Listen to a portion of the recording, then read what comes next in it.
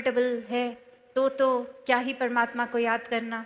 पर अगर कुछ लगेगा कि जीवन अब थोड़ा सा एक कठिन हो रहा है, तब जीवन में परमात्मा को शामिल कर लेंगे।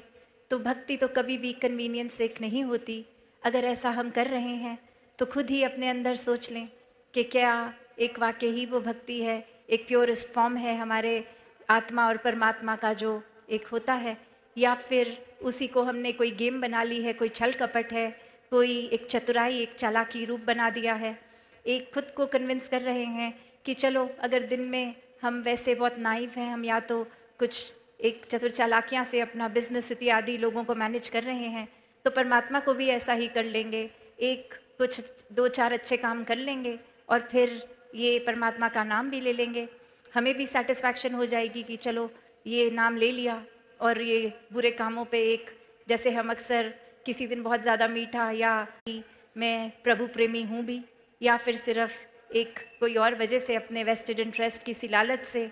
एक नाम ले रहा हूँ, वो मेरी भी सेटिस्फैक्शन हो गई और देखने वालों को भी लगा कि ये इंसान बहुत अच्छा है, प्रभु प्रेमी है। तो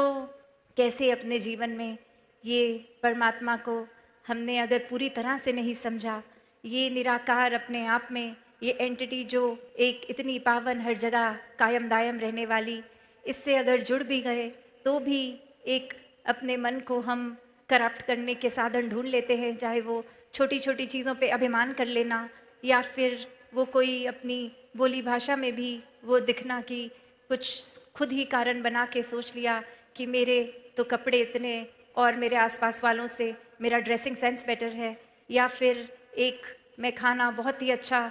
खाती भी हूँ, परोसती भी हूँ, या कोई भी एक छोटे से छोटे रूप में भी ये अहंकार आ जाता है। कोई बहुत बड़ी हर समय साथ देखकर, सामने देखकर परमात्मा, अंग संग हर पल में परमात्मा के एहसास में रहकर परमात्मा से प्यार करना, इस ब्रह्म ज्ञान द्वारा ये परमात्मा को देखकर ही इससे प्यार करके हर पल जीवन को जीना।